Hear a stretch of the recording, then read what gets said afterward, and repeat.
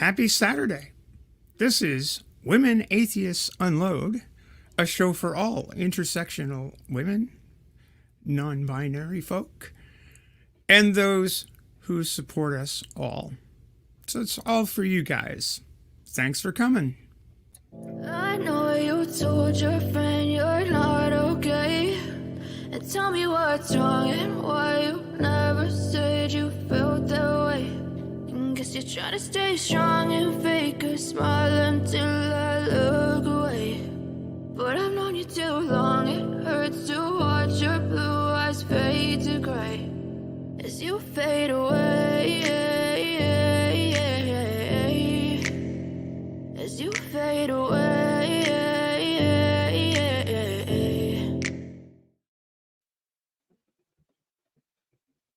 Good afternoon, Helen, Kara. Good to see you. Hi.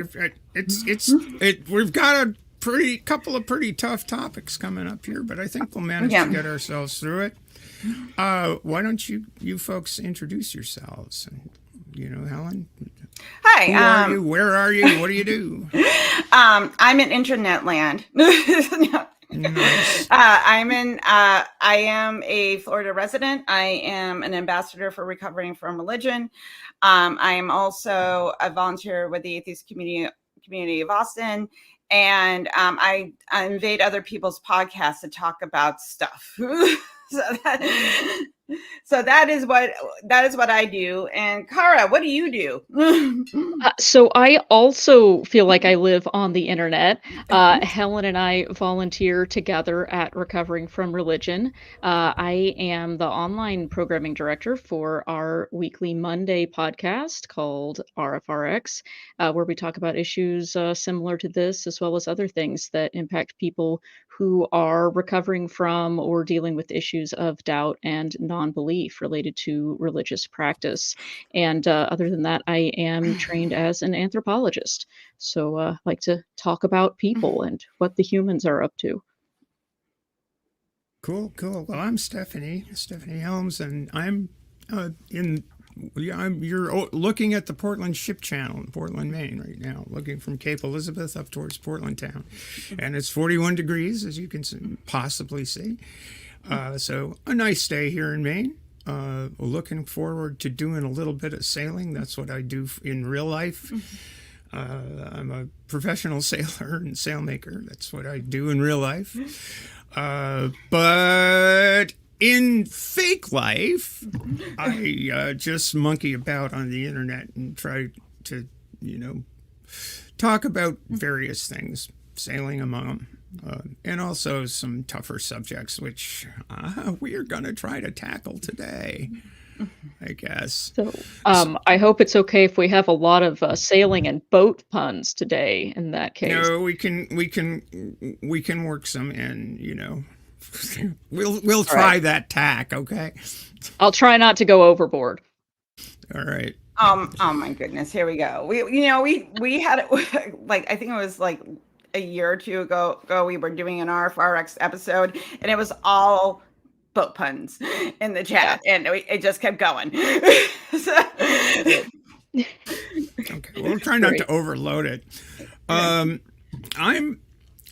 feel like I'm fortunate when speaking about state reproductive rights. Maine is a small state, really. It's only got 1.3 million people in the whole place, but it's fairly, I guess, small L libertarian in its views. It's a very tolerant population for the most part. I mean, there are obviously some clusters of folks who want to get into other people's business, but we pretty much leave each other alone and allow each other to make the choices we need to make for our own health, reproductive and otherwise.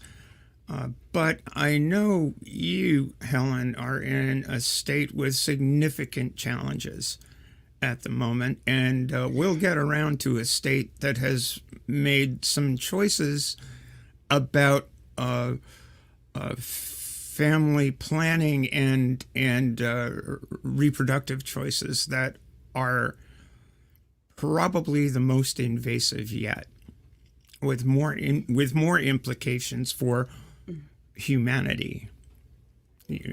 Actually defining a child as being a blastocyst, that they're being equivalent. So maybe Helen, you'd like to sort of, how are things in FLA? Oh yeah. Well, right now, the abortion ban is up to 6 weeks. So, which is, I can tell you, as someone that has been pregnant before, sometimes you don't know. I think I was with Andrew, I think I was 11 weeks, and with Kai, my oldest, I think I found out around the 7-8 week mark. So you don't really know.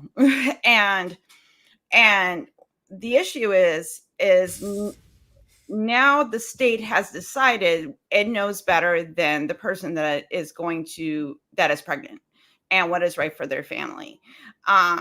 And they say they're protecting family values, but their own version of family values, because being able to make decisions for yourself and for your family is a family value, because you do not exist in a bubble, and also there's been a lot of cuts to state affordable healthcare and access in my state. So that's another problem, because a lot of this is affecting, low income people more than it is, the older population that, they have money. They are not worried about their viability and what's going to happen if, they get pregnant, but they vote on it, and they don't understand the consequences of how this is going to affect us. And the bill went through because our state legislator are mostly Republicans, and they are siding on the end of, basically taking rights away from people. They did it with, they're doing the same thing with gender care. It is basically, you're going to fall into line and be the things that we tell you to be. And it does not matter your health. It's not your mental health, physical, emotional, does not matter. You're going to be locked into this sexual, gender conforming slavery, basically, in the state. Because it is, if you can make decisions for yourself about your own body, and what's right for you, then the state is basically forcing people into, traditional gender roles and controlling their reproductive rights. And it's disgusting. One of my coworkers, has to get treatment for an ectopic pregnancy. Luckily, they're able to get that access, because some of the laws haven't been completely, put through into the state where people can get access for that, because basically you say, this person will die, and when this was going on, I kind of had the attitude when this was being presented, that when those of us that have been screaming from the rafters about this, they're going to take away reproductive rights, and people got lazy, especially people in my state. And they were basically like, the state legislator won't do that. That's a little extreme. And lo and behold, here we are. So it's a lot to deal with, and it's very, very scary. I mean, I've had a couple of kids, and I had my tube side after my son was born. I didn't want any more children. So this doesn't directly affect me, but it does at the same time. My cats are fucking around, and stop. So, Cara, please talk for a moment. I'm going to shut off my mic. There you go. Let's go. And I'm going to go let my cat out. I'll be right back. That sounds perfect. Sounds good. Yeah, so I am afraid I can't really lighten the mood very much from the Florida situation, as I live in Texas, which is similarly situated with the reproductive rights or lack thereof, as the case may be. And our state as well has been one that has a long and storied history of not just attempts to outright ban access to abortion, but some of the more sneaky measures where they will implement more and more and more and more laws and requirements and restrictions that make it so difficult to get an abortion that even though it may not have necessarily been banned across the board, it is in practice inaccessible to many people. And then, of course, most recently, with the whole slew of bans that came out after the Dobbs decision. Texas also had a what we would call, I guess, a trigger law in effect, which was basically they already had laws on the books banning abortion, which once Roe v. Wade was essentially struck down, those laws were able to take effect. And abortions are now banned after, I believe it's 6 weeks in Texas. Someone correct me if I'm wrong in the chat, but I believe we're at 6 weeks at this point in time, which, as Helen rightly pointed out, is perhaps before many people would even realize that they were pregnant. And in addition to that, we do still have a lot of the problems where access, even within that very narrow window, is so limited by all of these other rules in place about the different restrictions on where it can be done, and insurance has to be purchased separately if it's going to be covered. And then, people trying to go to someplace like a Planned Parenthood clinic are accosted by protesters standing outside, hurling insults and threats and all sorts of things like that, that just make it, in my opinion, unduly arduous to even begin to attempt for many people. And of course, as we know, these kind of restrictions on abortion do exacerbate the existing inequities that we already see in terms of women, as well as people who are experiencing poverty, people who are in other marginalized groups, queer people, trans people, people who have low income, people who are Black, who are often the subject of all sorts of laws about their bodies and subject to all sorts of criminalization of daily life, and people who are having family structures that are different than the conservative norm of the nuclear family.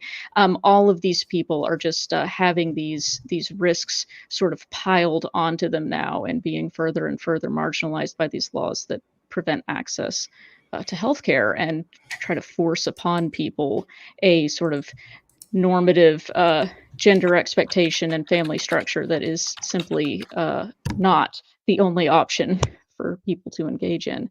So yes, it's quite bleak here as well, sadly. It's quite remarkable, I think, that we're having these debates that we did think were sorted and settled in 1972 and later.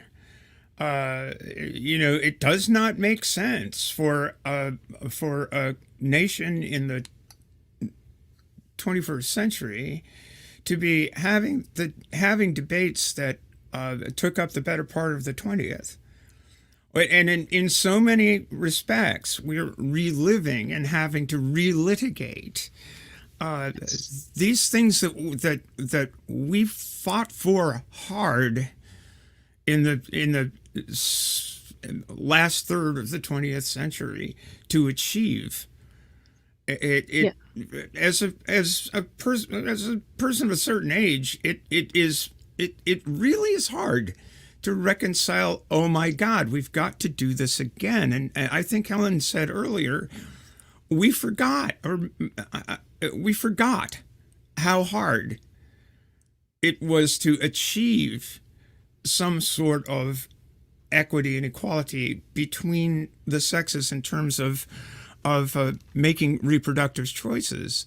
I mean, it was the 60s when hormonal birth control was introduced, which created an atmosphere of gender equality and sexual freedom, giving women the opportunity to express their physicality in the same fashion as has always been taken for granted by men. And so it's really weird to be fighting these battles all over again, and I think that it is indicative of the persistence of people who take the other view, to take that Christian view of sexual morality and reproductive choice. They've been persistent and consistent, and right now, the front lines in the war for human equality generally we're on them right now. We're having to fight those battles all over again in so many ways.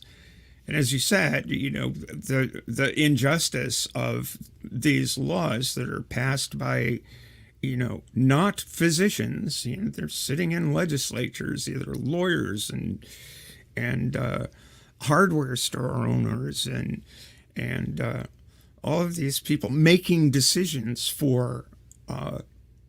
about people's bodies, people's bodily autonomy, seems to me to be the most intrusive form of taking away human freedom and choice and liberty. Oh, it's so intrusive. Yes, absolutely. It's deciding how someone's body is going to be used by and for other people explicitly against their will, or despite whether or not they have consented to it. I can't think of anything that is more intrusive that we could have legislation about, and it's not an accident that it's affecting people who tend to be more marginalized and less represented in decision making. These decisions are being made by and large, not entirely, but by and large, by people who are not going to become pregnant. And I think to your point, Stephanie, we're hearing, like you said, we're re-legislating this again, relitigating an argument.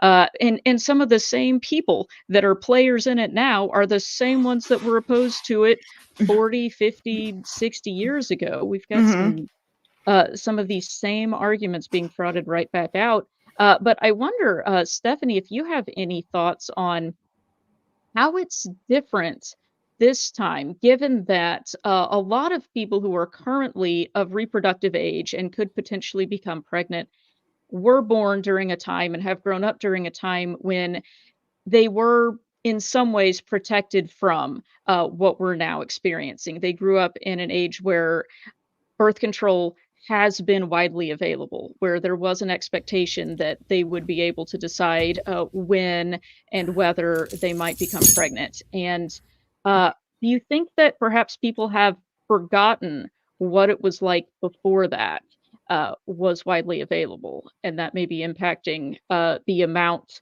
of pushback that we're hearing now that those arguments are coming back up again? I do think that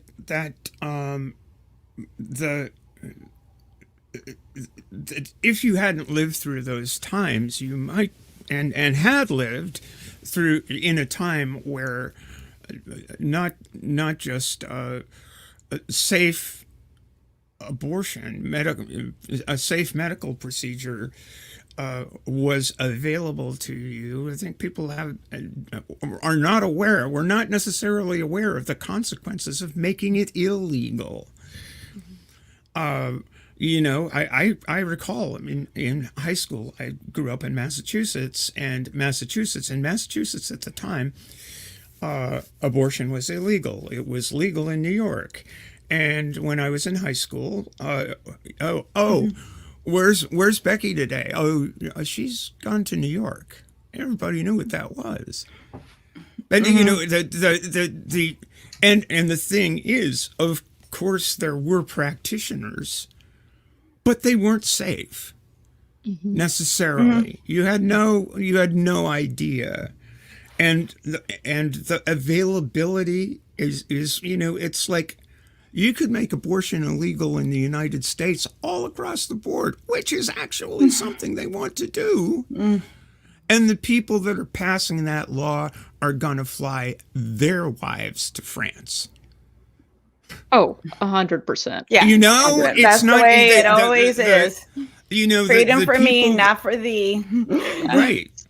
Yeah. Right. Well, And and then when we there's get into the discussion of reproductive choice in Alabama, which is even more horrific, you know, I found out today Nick Fuentes is an IVF baby. huh, that's interesting. I love the irony. I mean, but he's loyal to the bit. You know, there was this clip of him saying, you know, well, let's talk about Alabama and what happened in Alabama, and of course it's evil and terrible and immoral, and the Catholic Church hates it, and blah blah blah blah blah. But as an IVF, I'm going to set that aside, and you know, even with a procedure that he wouldn't be here if it weren't for the fact that this was available as a choice for his parents. And he's he is that person you were just speaking of. Like, did you think about the consequences of any of this? I don't think you did.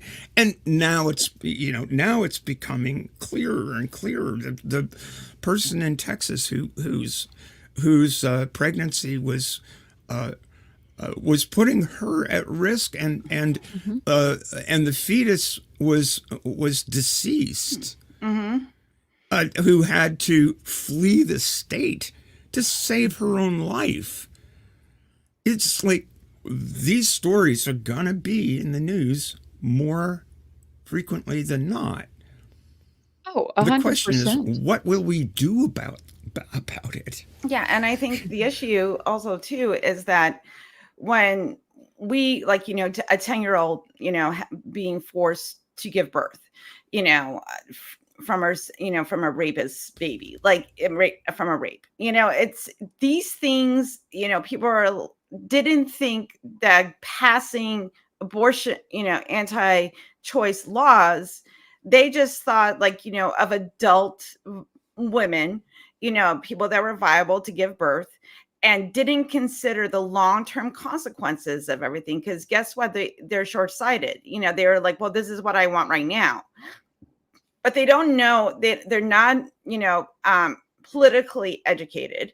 They're not, medically educated. They're not gender educated. They're just like, well, you know, this, you know, I think babies are cute and we should protect life, and, you know, blah, blah, blah, blah, blah. And it just comes down to a very simple way of thinking. And also, if they're using the Bible, you're trying to apply Bronze Age ideas and beliefs to the 21st century. You know, you know, people were dying like before they were 30 back then. And, you know, having babies was like, okay, we have to reproduce because, you know, there wasn't a whole lot of viability back then. There is a completely different mindset that we don't have any relation to people that lived 2,000 years ago, you know, but people want to hold up a book as the thing that we should be doing. And no, because, like, there's plenty of things even 50 years ago we don't do anymore, you know, and we have advanced. 50 years ago, polio was everywhere, you know, and then vaccines became a thing. And people are 60 years ago, and people are able to take care of themselves. And Carrie in the chat said Jessica did. Crime rates will increase, but not for about 20 years, and then they'll blame other things. So in the book Freakonomics that I read, like, you know, maybe 15 years ago, when abortion was passed in the early 70s, the result actually brought crime rates down. Because they were looking at the long-term effects. Because guess what? People had access to get rid of a pregnancy for whatever reason.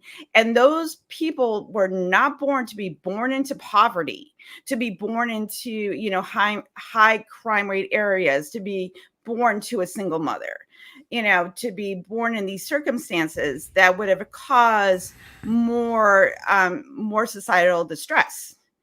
And Jessica's got it right. Another 20 years, if this isn't stopped now, it's gonna be the opposite. We're gonna be Yeah. back where we were, in the late 60s and early 70s with, social injustice and people, complaining about the high crime rate. And they won't blame it on this. They'll blame it, as they always do, on the people, especially, if you are a marginalized group, they will blame you instead of the system that took away your access to make decisions for yourself and your family. Well, that's exactly right. Yeah. And speaking of crime, it is, as you said, the case that it's the marginalized people, the people with less social standing, the people with less legal protections, who are the ones who are at risk of becoming pregnant and having unwanted pregnancies. And study after study, um, has found that those people are at risk of domestic violence and homicide, as well as a result of being forced to have, or just having, unwanted pregnancies that they're carrying to term. It's not just that the United States has the highest rate of maternal mortality in the developed world, which we absolutely do. But on top of that, one of the main causes of death for pregnant women and immediately postpartum and anybody who can become pregnant is homicide, often by a partner or some other, whether it's a spouse or a partner or someone else in the domestic sphere who is unhappy with the situation. And again, these laws that are often described as pro-life are not promoting the life of pregnant people at all. They're promoting and contributing to the deaths of countless pregnant people every year. I think it's really important also in this context to point out that the maternal death rate and complications thereof is way higher among people of color than it is among those of us who have a melanin deficit of some nature or another. It's stark how the differences are, and that says a lot about the state of the healthcare system generally. And it's something we really need to keep in mind, because all of these things, all of these injustices tie together. They are intersectional, and it's not said enough. We need to be, I think, working together to realize the dangers that this situation now is has become critical. And I do think it is critical now, because if we drop the ball within the next 10 months, it's not going to get better. It's going to get far, far worse. Absolutely. Yeah. It's kind of scary. And, the thing is, I don't think that these very fringe, these very extreme views that we keep hearing from a lot of these laws that come up, or extreme groups that want to promote these total abortion bans and everything like that. I don't think that those reflect the opinions of the majority of people by any stretch of the imagination. Most people are in favor of access to abortion and other reproductive health services. This is something that we should be able to make our voices heard about and speak out against. And I think it's very important that people do that, so these fringe voices don't take over the conversation. Well, while we have the opportunity to, while we still have the ability to change these legislatures, we probably should start doing it. And we have that opportunity this year. There need to be consequences for people who are making their bones by taking away people's freedom. Absolutely. Yeah. And to your point about intersectionality, again, I think this is an area where all marginalized communities, whether you're being affected by the laws about reproductive health, whether you're being affected by laws that pertain to the institutionalization of race and racism, whether you're being affected by laws that have to do with gender expression and identity. I think it's really important that we think of each other as allies in a similar struggle, and think about the ways that these are all overlapping issues that impact people's personal freedoms and rights to exist as not a, straight, white, wealthy, property man, and not to make straight, white, wealthy men feel badly about themselves. There are many such people who are allies to this cause Yeah. as well, and they are welcome. We Right, need all and the I help we think can get. that allyship is absolutely critical. I mean, we need it's an all hands on deck situation right now. It Yeah, we really is. can't. Exactly. Like I say, like, we can debate about philosophy and, certain ideas, but like when we're talking about human rights, when we're talking about, this intersectionality, because if it doesn't like for me, like it's not directly affecting me, but it's going to affect someone I love and care about. And also just because like this one thing is the thing we're talking about, but it's going to lead to other rights being stripped away slowly by, it's a death of 1,000 cuts. And unless we stand up and do the things we have to do in the next 10 months,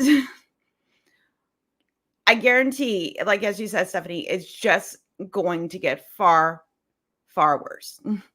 It's written out in the Project 2025. I know. That was a fun read. There. Oh my God. If you have not read this, audience, holy Moses. It is They're terrifying. not joking. Yeah, they're not joking. This is their plan.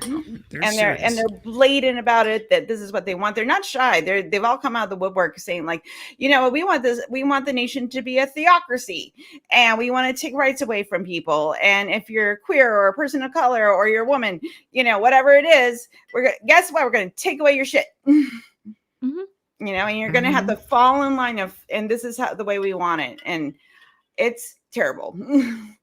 Yeah, and let's bear in mind that when you combine all those categories of people together whose rights are being taken away, that's most of us, in one way or another. Yeah.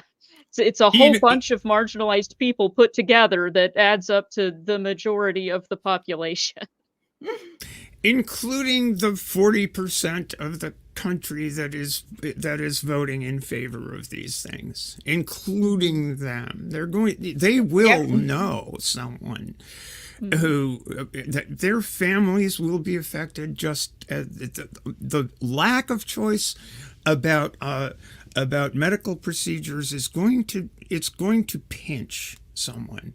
As I said, Nick Fuentes wouldn't be alive unless that technology had been available to his parents. Yeah, and yet he's signing on to the kind of thing that that allowed him his first breath. Yeah. No, it's just, and the thing that, again, so we all, are pretty, universal that IVF treatments are amazing. It has helped a lot of people become parents that may have not been able to become parents. But what's, happening in fucking Alabama, again, you are now locked into reproductive and financial slavery because there's no fucking in Alabama, and there's no fucking don't fuck anymore, everybody. Don't fuck in Alabama. Shut it down. Safe. Masturbate. I'm waiting for the court ruling that's gonna consider that murder next. It was all those sperm were because every sperm was sacred.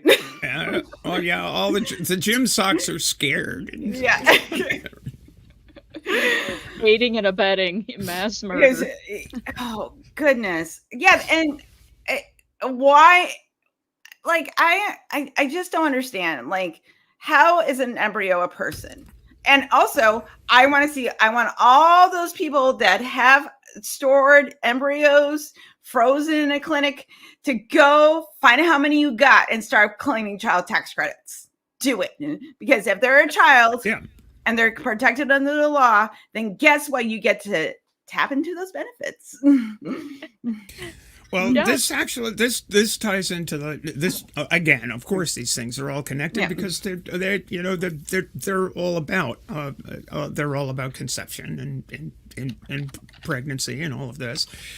But the scary thing that the first thing I thought of when I read the news about that the Alabama situation is, if a blastocyst is a child, then there are an awful lot of children being murdered on a monthly basis. If the blastocyst cannot implant in the uterine wall for whatever reason, the blastocyst goes away. And as a natural bodily function. So what is Alabama going to do about that? Well, one thing they can do is make sure that there is no impediment to the blastocyst implanting itself in the uterine wall, which means no more birth control, kids. I mean, that is a logical conclusion of this. Yes. Certainly one logical conclusion of this. And again, here's another fight. 1966, Griswold v. Connecticut made it possible for married couples, bear that in mind, married couples to use hormonal birth control, to use birth control of any sort, right? That artificial birth control, anything other than the rhythm method, blah, blah, blah, blah, blah, which, whatever. My mom had. And it was I believe it was 1973 when that privilege was granted to all and sundry. So we're working our way back towards a theocratic understanding of the nature of human life that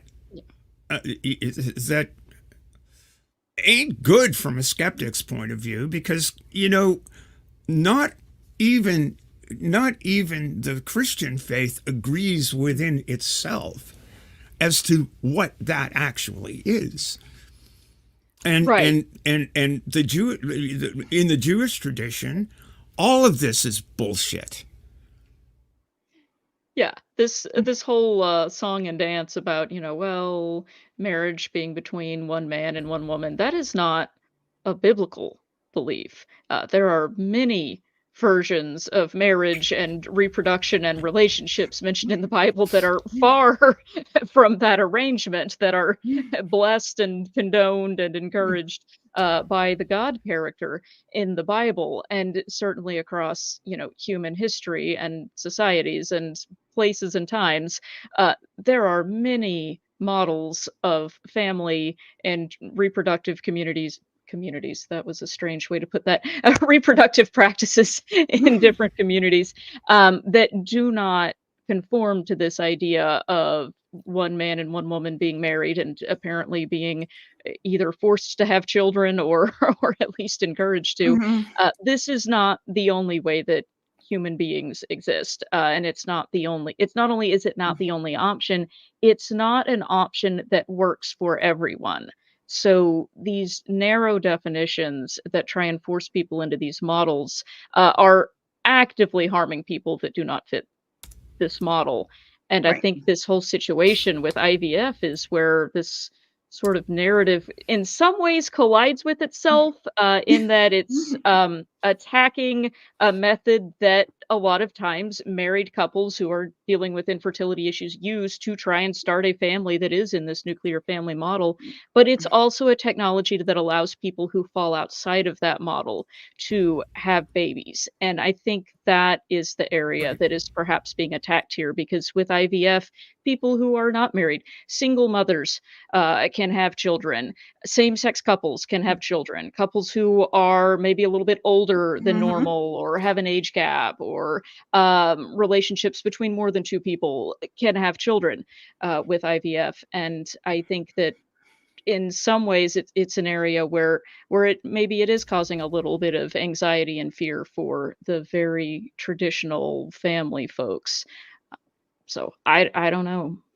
I think that what also, because I keep thinking to myself, like, because the laws decide that these embryos have to be kept viable into in impunity, like on and on it goes. Like your grandchildren, your great grandchildren are going to have to pay for this. The state's not going to pay for it. And also, back to the murdering of embryos, we have children being murdered in the streets in the United States because we have gun laws. So I don't want to hear any of this like pro-life shit when we can't protect the children that are already here, and you're taking away things like school lunch programs from children, children that can't get access to health care. And then you're basically saying that now that embryos are now people, okay, they are more important than the children that are actually alive right now. And I hate that, because a lot of these people won't vote for universal lunch programs at schools. They don't vote for universal healthcare. They don't vote for minimum universal workman's income, a minimal income that you can make. Like, they don't do this. They're not into the social programs that would actually, if we're going to get rid of abortion, and we're going to have to, now embryos are people, and people are going to be forced to give birth and raise kids, then those social programs need to come in and support that. But they don't want that because it's personal responsibility. And I'm like, yes, that's what reproductive rights are, personal responsibility. But you want to discount that because your Sky Daddy says that we have to discount it. And he doesn't even say that. Well, it's the old George Carlin bit, it's like we care about the child until it's born, right. At which point you're on your own, go just the society has nothing to do with making sure a child is safe, making sure a child is fed, making sure a child is housed, making sure a child is loved even. It's a peculiar, strange way. It's like, once I get my kid, it's going to be all hunky dory, and I don't want the government interfering. But it's just a failure, I think, of empathy. It's a failure of empathy. It's so tribal that it works. All of these things work for me, and it's a failure of empathy. Outside of that, doesn't matter, because this world is going to end, and we're just poor wayfaring strangers, and there's a brighter world we're going to. So why care about this one? Which you would think they wouldn't want more, like, forcing people to give birth to children, because, like, if the world's going to end, why are we populating more? It just, like, it's fucking backwards. That's all it is. And I'm very, because it's not based on logic. It's based on the Bible.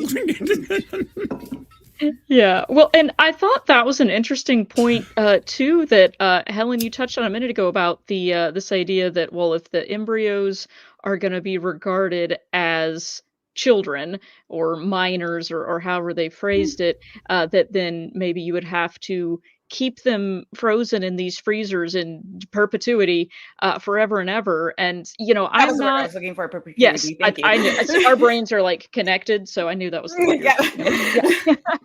I had our one brain cell just for a moment. I know, we share. We got. You got the time this time. But yeah, it's an interesting question, because I mean, it would almost seem to imply that IVF just couldn't be done, because my understanding, and I am not, as familiar with IVF as apparently we all needed to be before this ruling I came out, didn't but I my didn't think I need to be educated on it because I was like, well, I didn't think that this would become a thing. It didn't even no. cross my brain. No, I didn't, because this is not and I think that's a good Yeah. indication that this redefining of the embryos as Mm, children is really out of left field, because it's something that nobody would have even thought was coming, because it's so outside of what we think of as a child. So I think it is a very bizarre redefining of personhood, but also mhm. it kind of sounds like I my understanding of IVF is that usually they end up with more embryos than they're going to use Yes. ultimately. Like some of them don't implant, or they're not all needed, or sometimes they have some in case they need to try multiple times. But if we're going to say that those are all children now, essentially that means you can't do that anymore, because then you, you're not going to use them all. So what, are they going to live in a freezer for millennia? I mean, it just, that doesn't make sense. I don't know what the solution to that would even be if they were going to continue to do And this and process at all. and here's the thing too, like what does it mean under the law? Because this is something they have to figure out. Like, let's say a facility that is housing these embryos loses power. There's a storm. Right. They lose power for days. And the generator can't keep up with the demand.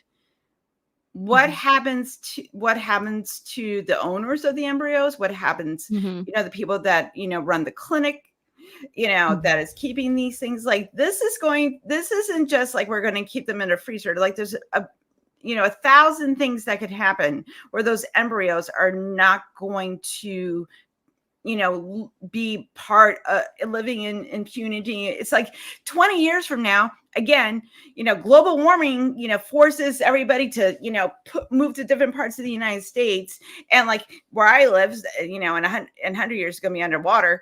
Like, okay, then what happens? This is not just a right now thing. Uh, Like, you have to think long term, but these mofos don't. Because You've already Jesus got is coming. you've already got the contract signed with Aquaman, right, to take Right, over the house. exactly. Thank you, Yeah, that's awesome. Aquaman. Thank you, Nadia, for that generous super Yeah. chat. Really appreciate that. And I also wanted to point out, Nadia had made a really good point up earlier in the chat. There will probably be a huge brain drain when The Handmaid's Tale begins in earnest. Not that the Christo-fascists care. And yeah, because who the hell wants to come to this godforsaken place? Hmm. Or, the imaginary sky daddy, as Ellen likes to say, ruled by, we got 7 mountains. Let's go, what the hell? Anyway. Oh, like, so they believe that forcing more births. Yeah. I don't understand this. I'm trying to make it make sense because my brain isn't there. Like, I'm just like, I'm like, I think you're shooting yourself in the fucking foot, because this is going to affect you people in your population as well. You're not free from this. It will affect Hmm. you or someone you love. And then you'll be like, Hmm. oh, I didn't know this was going to happen. I didn't know that was going to happen. And it's like, yeah, because your empathy centers were shut off, and you were in a position of privilege, and then something happens, and all of a sudden they're going to want to change the rules. It's like when a conservative finds out they have a queer family member, and then all of a Hmm. sudden they're like, oh no, like you know what, we were kind of wrong about this, and I do think they should have rights. It's like, yeah, maybe you should have thought about that before. Yeah. And it Maybe. goes back again to what you were saying, or both of y'all have been saying about, sometimes, well, in most cases, the people who are making these decisions for people are in very privileged positions. The legislators, the people who are in these legislative bodies calling these shots are in a position to where they personally either are not going to be affected by the laws because they are not of biological capability to become pregnant, whether that's by age or any other reason, or because they're in a position to where they can make the rules not apply to them, whether it's because they're able to afford to pay to go someplace else, or can simply get away with flouting some of the rules that other people can't. And I think it's important to remember that sometimes they're pushing for ideologies that a lot of times fringe groups that are very fundamentalist in their beliefs don't mind taking some casualties to get their legislation done and to get Mhm. their ideology moved forward. We have seen that fringe groups will do things that will cause them to take some damage or some harm along the way, and they're willing to take those hits. You know, we saw this with some of the stuff around taking precautions around COVID-19 during the pandemic. There were people who were advocating for policies that they knew would result in death and injury to their supporters. Uh, Apparently they didn't mind. We have had in my great state outright statements by some political figures who have basically said, "Well, members of our state don't mind dying in order for us to preserve our freedoms to, you know, buy energy from wherever we want to, or not have to wear masks on airplanes and things like this." They don't care. They're willing to take those hits, and that's very, very dangerous for other people to let folks like that get away with pushing those agendas. So, yeah, sorry, that was kind of a downer, Does but it take the Yeah. priority of the fire series over a house that's on fire? That is, yeah, like again, yes, like this type of idea, like we're talking about again, what happens when shit hits the fan. You know what that's what we're talking about, and everybody is they're not thinking about this. They're just thinking about passing laws that restrict access to people to be able restrict access to healthcare and the ability for people to make decisions about their own property, because guess like embryos are somebody else's property. They're the property of the people that made the fucking embryos. So, And that sort of leads to a bit of a thing, because, you know, when we're talking about A Handmaid's Tale, and when we're talking about that vision, we are talking about making uterus owners into chattel and property, and which it was in under English common law. That was the case until the 20s. That didn't change. You know, a man could sell his wife for cash. aren't we supposed to be women weren't progressing? allowed to vote for Are some time. Are we like we Right. don't go back? We're supposed to be going forward. Again, we are having these, you know, we are literally having the arguments that we've had in this country for the past 2 centuries. I mean, there are people that are literally wishing to relitigate the fashion of slavery as a thing, and it's no joke. The Speaker of the House refused to comment on whether slavery was a good or bad thing. It's like, come on, It's just be a very concerned simple about thing. this. Is slavery somehow. good? No. No. Yeah. Anyway, no. You don't even have to believe, like, you know, that mofo doesn't have to believe it. All he has to say is no. But Yeah, basically, Yeah. It's like, is slavery a good thing? Nope, bad thing. Don't like Bad it. thing. Don't like it. Shouldn't have done that. You know, shouldn't be doing that. It's immoral for people to own other people, and it's just not a good thing. But you know, it's just bad. Yeah. All bad. Nothing good about it. And Yeah, there's no benefit. It's pretty disturbing that we have to go no back there benefit. again. Right. So, I don't know.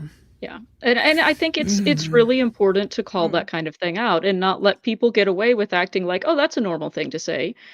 Because I think, you know, we have seen a lot of these kind of fringe views and voices kind of amplified by the fact that you can go online and hear and say just about anything and find someone else on there who's going to say, "Oh yeah, finally somebody else who agrees with me," and you're going to get in your little echo chamber and be talking about that now.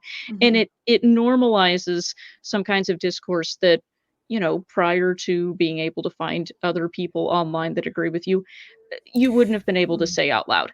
People would have pushed Mhm. back and said, "What in the world are you talking about?" And that goes both ways. I mean, that can Yeah. amplify voices that are very harmful, and it can also help people find communities that are safe for them to be in, people who are marginalized in the larger society. So, I don't want to say that it's a bad thing that people can go online and talk to other people like them and find others who share their views, but it makes it easy for dangerous ideas as well to start to sound normal to people, and I think it is really important that everyone who hears discourse about things that are harmful, about things like, "Oh, I think it would be cool if we owned other people and, had slavery," or, "I think it would be cool if we forced people to allow their bodies to be used as a baby incubator against their will," or any of these kinds of things. It's really important to stop people right then and say, "You know what? No, that's not okay, and I'm not going to go along with that, and here's why that would be immoral and unethical," and it really is important that we call that out every time we hear it, in my opinion, And if it's safe to do so. Mm. that touches on, I think, somewhat touches on another subject, which is to say, the impulse to restrict access to knowledge, the impulse Mhm. to restrict access to knowledge about the human reproductive system, about sex, about people's bodies. It's so important that children, age appropriately, understand that they do have bodily autonomy and where the borderlines are, because without that knowledge they don't know when they're being abused. They don't Mhm. know when things are happening to them that are inappropriate. Yep. And these are the very things that people want to take off library shelves and put somewhere else. Among other things, anything that teaches or shows that not everyone is just like them. Not Mhm. everyone's family is just like theirs. These are also things that people want to be sure that age appropriately children don't have access to. That basically the notion that a dumb population or an uneducated population is one that is more godly is quite frightening. It is quite frightening, and that touches on the situation in Oklahoma, where where the state superintendent of schools hired a bigot to be on the library board, and that bigot was hell bent on making sure that LGBTQIA plus children were persecuted in school. Were denied a safe haven in their classroom by going after a teacher who was so horribly harassed by their massive following, by this person's massive following, Chaya Raichik. That's who we're talking about here. Mhm. But her massive TikTok following that they had to quit. And it was the same so school fucked up. district as a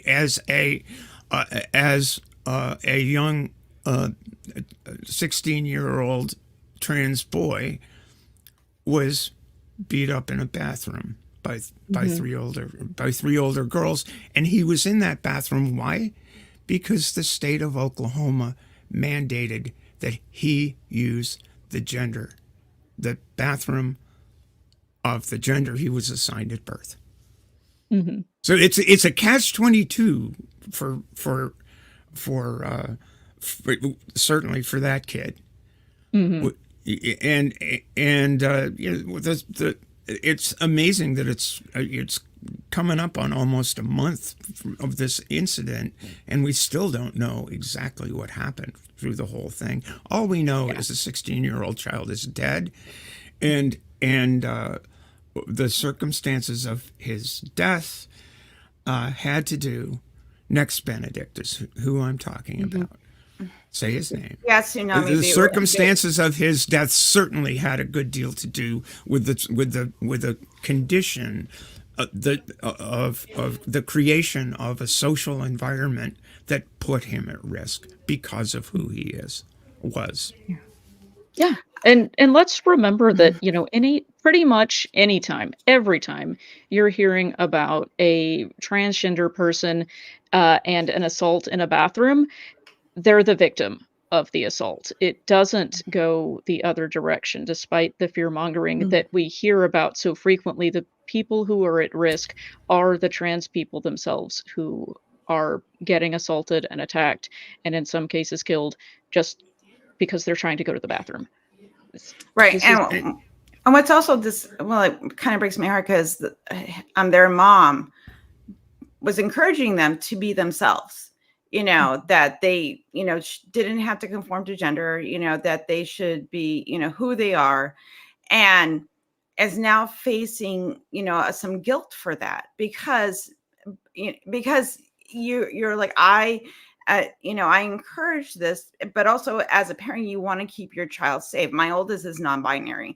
And when you have someone in your life that you love and is vulnerable, you have to decide, where, do I allow them to be themselves? What does that look like? And also there's a bunch of bigots walking around that might cause harm. And it takes a lot of bravery for parents and also the people that they love that are gender nonconforming to go out into the world and be who they are. And my heart goes out to the parent, their parents. It is heartbreaking. And what drives me crazy is and they're saying that the bathroom incident wasn't the cause of death. Even though they were beat up, went home, had a concussion, had injuries, went to sleep and never woke up. Yeah. Now, why is that not the result of because the it's assault? inconclusive. It's basically Oh. the state examiner said it's inconclusive, even though, if you follow the through line, Yeah. it could be, argued in court that there might have been other factors involved, which is fucked up. Right. But for what happened, this person would be alive today, as far as we can tell. Exactly. It sounds like, yeah.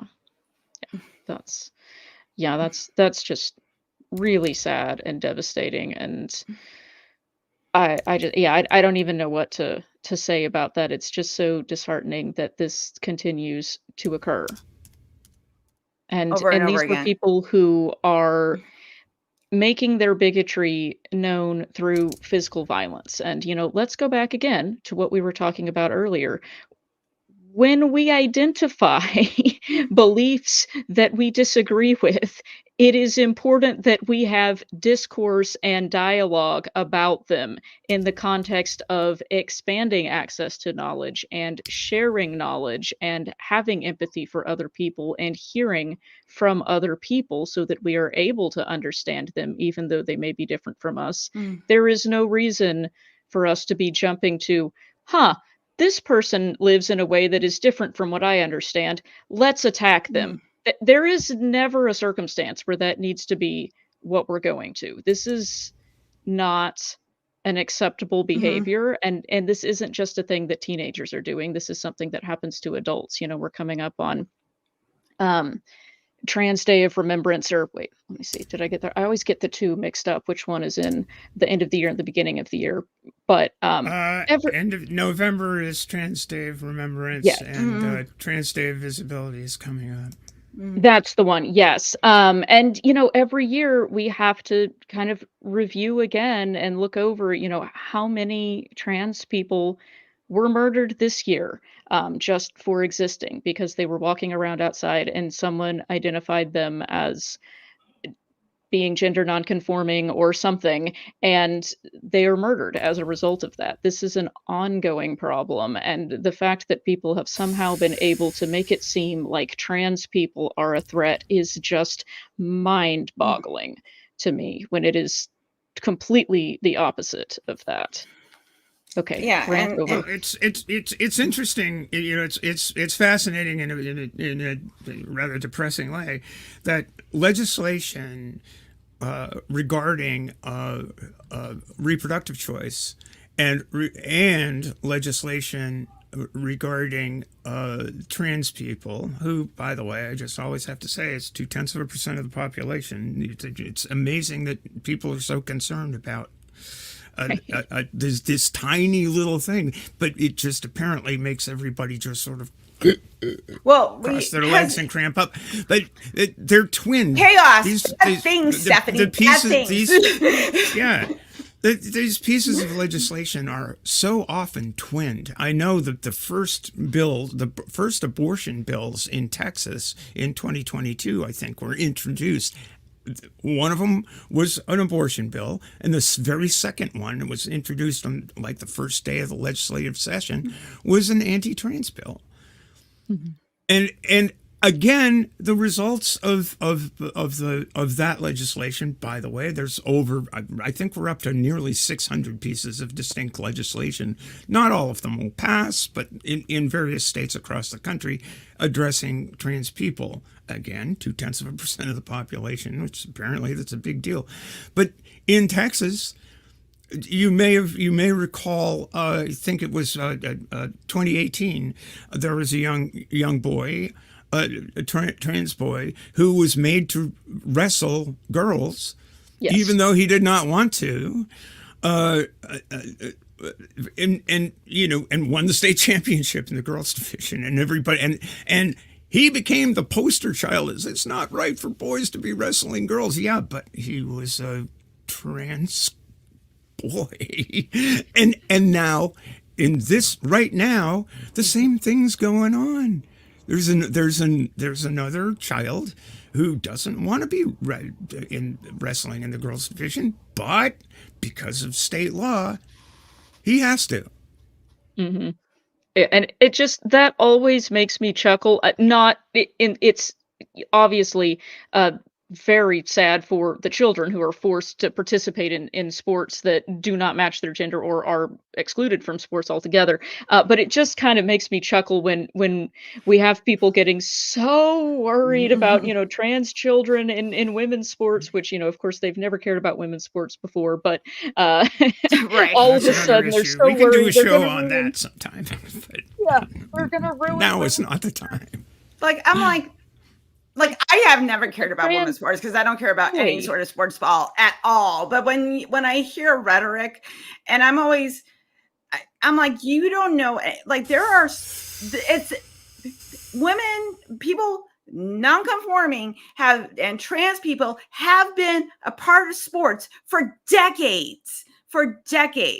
And because guess what? They have people that are epidemiologists and do sports medicine and, follow up regulation guidelines that are already in place. But because, now you're aware that trans people exist and are competing in sports, now we're ruining, and it's only ruining, remember, Helen, it's only ruining women's sports. Right, men's because sports of sexism. Yeah, that was my next apparently. point. Yeah, because and then like cis women who are bigots will now start going, go on PragerU and start talking about how, they lost, a race against a trans person is because, and start doing this rhetoric when really it's like, no, it's like, it's a sport. You didn't win. Stop being butthurt, because would you be doing the same thing if you lost against someone that was AFAB? No.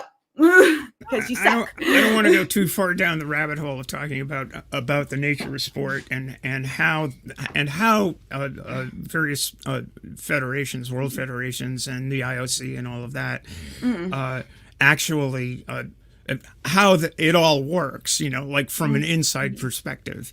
it's really quite fascinating, and I personally have been involved in my sport at the national level and at the World Federation level tangentially as a result of being active in the national governing body, the NGB. That's what it's called in the world of sailing. Which is an Olympic sport, so it falls under the declarations of the IOC. It's a long, hard story, but people don't know. People don't know that. They all have an opinion. They all have an opinion about it, and therefore it is something that makes the news. And it has, just quite briefly, participation in the Olympics had been allowed from 2002 when the IOC and World Athletics imposed a testosterone limit on competition in the women's division. From 2002 to 2024, or rather 2022. No, 2004 to 2022, the last Olympic Games, the 2020, the Tokyo Olympics, only one trans person,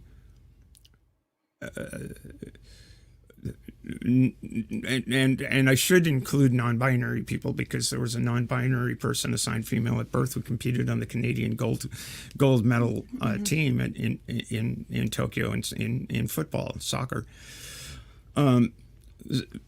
But a trans person who had undergone a medical transition, which was required under the IOC regulations, only one competed, and she didn't even qualify for competition at the games. So some of these things, it's just, look at scoreboard.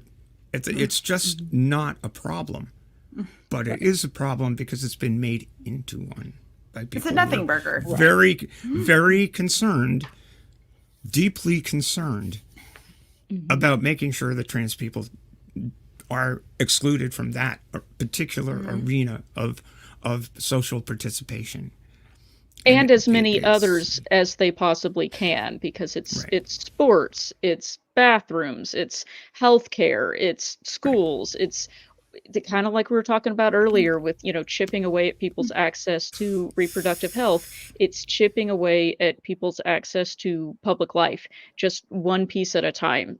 We're going to take away this, and then we're going to take away this, and then we're going to take away this, and then pretty soon you can't leave your house because you're afraid someone is going to attack you, which is a real threat that people experience.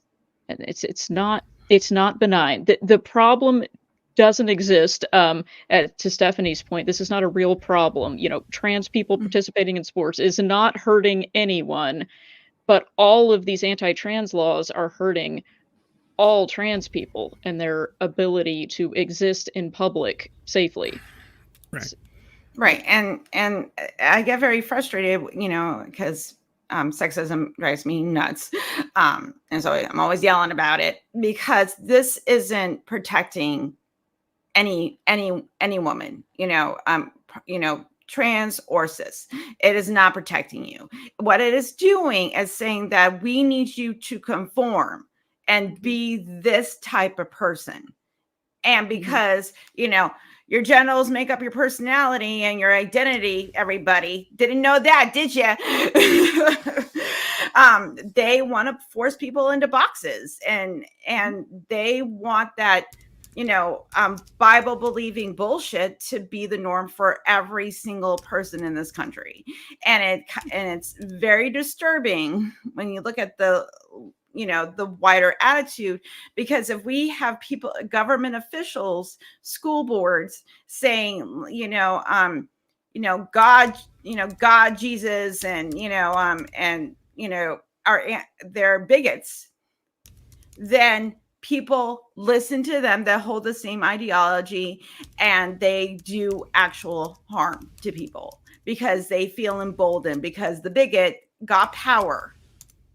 they're pushing, and they say like, okay, you know what, you can go beat up, a trans person in a bathroom. You can take away people's ability, access to healthcare. You can take away a woman's access to reproductive care, and on it goes, because this is a sexist attitude, because cis white men and conservatives, want to push everybody back into the world that they know, and too much change is terrifying.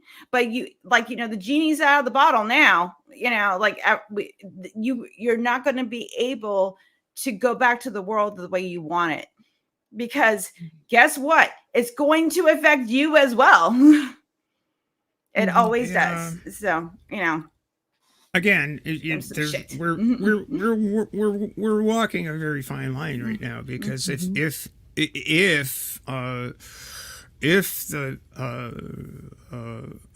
these forces are able to expand their power in government, we will see these policies be enacted in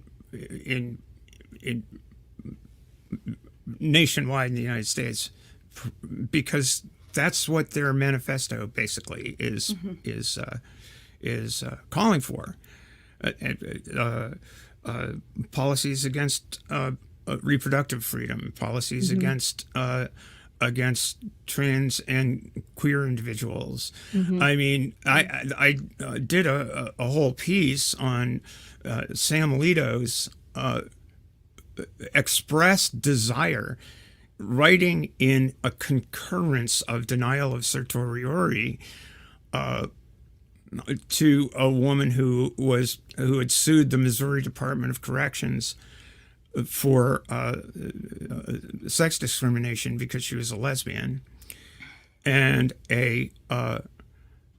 two of the potential jurors on her jury were questioned by her attorney, and the question her attorney asked is, do you belong to a religious denomination that teaches that homosexuality is a sin and evil?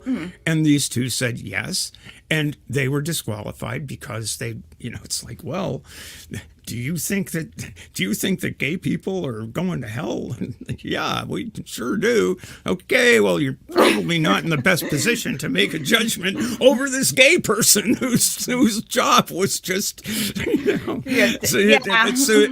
that got to the Supreme Court. Sam Alito wrote in concurring. He said, well, I would have accepted the case if it hadn't been for matters of conflicts between state and federal law. And a process thing. But this raises the very issue that I wrote in my dissent in Obergefell, that Christians were going to be discriminated against in civic life. And so his position is that those two people who held that homosexuality was evil were discriminated against on the basis of their religious belief. And it was like 4 pages of Alito basically begging someone to bring a case to the court that they can use to overturn Obergefell. Oh yeah. And that's just that's wild to me. It is hard for me to understand what the discrimination is supposed to have been in that example. Is the discrimination saying you're not allowed to discriminate against other people, so that's somehow experienced as discrimination? I'm baffled. Deeply held religious belief should not be a matter of disqualification for sitting on a jury. Is basically the way is basically that outlook. Yeah, but you can be disqualified from sitting on a jury for any belief that you have that's relevant to the case that's going to be tried. Right. Helen and I know someone that was disqualified from sitting on a jury because he was skeptical. Yeah. Really? I was disqualified from a jury because they asked, do you think drugs should be legal? And I rose my hand. I got disqualified. Yeah, Yeah, that's not. I mean, that's not preventing your participation in No. public life. That's first of all, the attorneys who are going through this jury selection process are using all sorts of metrics to try and figure out what composition of jury they want to have that they want to argue their case to that is free from people who, have certain beliefs that are going to bias them against the particulars of the case, or people who have certain kind of prior experiences in their job or their education. I mean, you're not being discriminated against. The decision is being made that you're not the appropriate person to sit on this jury for whatever reason, because we need people who are going to be able to hear the case without particular prior knowledge. It's not discriminating against you that you have prior knowledge. It just means you weren't the right choice for that jury. That's wild to me. Yeah, it Okay. is pretty wild, but this is the shape of things to come. This is the state of this is the state of play right now, and it will only get worse if there is more opportunity to pull those threads in the direction that Sam Alito is begging for it to be pulled. And which is why it's rather scary. Right now, I don't think the courts are going to protect us. I don't think legislatures are going to protect us. I don't think that governors are going to protect us. The only people that are going to protect us are us. Right. And the only way that we can protect ourselves and the people we love and the people we cherish and the very freedoms that allow us to hold beliefs that are fundamentally skeptical of religious claims, and certainly skeptical of the appropriateness of religious claims having a claim on the way we are governed. The only thing that's going to help that is going to work is for us to make sure that we encourage people to make wise choices for the future. Mm-hmm. Mm-hmm. And to speak up for your friends and loved ones. And speaking of people that speak up for their friends and loved ones in support of this channel, I want to thank our patrons, Skeptic Haven, Eric Ozols, Rion Deneen Murphy, Dan D, Michael Wiseman, Kathy Cotton, Cindy Plaza, Sunny Shell, Aaron Coalson, Phil Calderone, Amanda McLeod, and Logan Fisher. And I also want to remind you there are lots of really good programs on this channel. I hope you will check them all out. Tuesdays, we have Secular Soapbox. Thursdays, The Sunny Spot. Saturday, The Global Atheists. And this show, Women Atheists Unload. So, after we've settled all the problems of the nation and we fixed it. Various locales. One conversation is going to fix it, everybody. Yeah. Oh, looks like we have a super chat. I can't see the super chat. Why is that? Start. Oh, we do. Oh, we have a super chat. We read Jessica's, and we have a super chat from Nadia Yvette Chambers. Thank you for your $10. Very much appreciated. The public life rhetoric is near impossible to interpret and downplays the rather clear criminal penalties of prison. Mass imprisonment of trans people is the clear entailment getting covered up. Mm-hmm. Sad to say, but yeah. Yes. Yeah. Mm-hmm. Listen, I don't want to live in Gilead. That's all I'm going to say. I don't want to live there. I don't want to, because we are heading that way. If after November, if we don't do something, and everybody's got to get off. You can't sit on your laurels anymore. You have to get up and actually give a damn, because you can't trust. We know that the government is going to do what they do, and they want to hold on to power. They're not thinking about the 10-year-old girl that was raped and all had to go to another state to get an abortion so she couldn't have a rapist baby. They're not thinking about that. They should, but they don't. So thanks again to Nadia Vet Chambers, who sends another super chat of $10. Very much appreciated, Nadia. Obergefell as the target is a failure of imagination. They're going to go for Lawrence, i.e. to make gay sex illegal, and opportunistically imprison lesbian and gay people. Yep. I know people who have said out loud that is what they would like to return to or bring about. That is not a leap. That is a real thing, that there are people out there who want that to happen. So yeah, like Helen and Stephanie said, go get out there and make your voice heard. There's a story. Just read Project 2025. It's right in there in Project 2025. Mm-hmm. It's 900 pages, but it's in there. There was a state legislator somewhere, I forget, it was Oklahoma, I think, but it might have been Texas, who basically held that view that his words were particularly ugly about his view about gay people generally.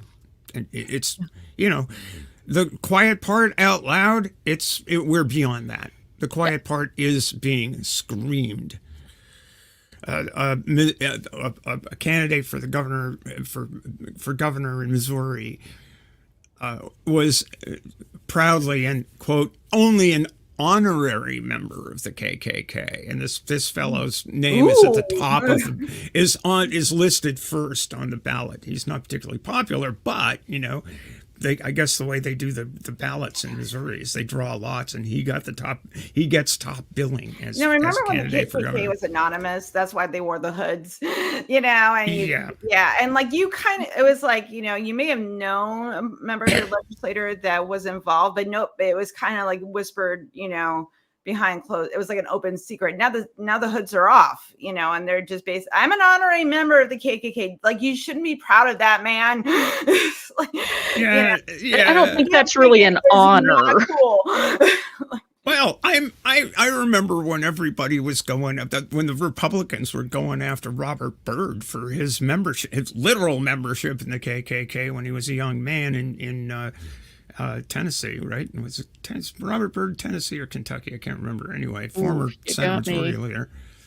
Yeah. But but all of a sudden it's like, oh yeah, well, maybe Robert Byrd's KKK membership would be an asset these days for somebody. It's like, Jesus Christ.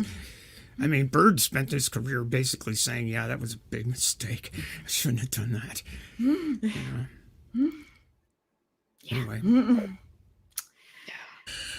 Yeah, so everybody, please get off your laurels for the next 10 months and, do some shit.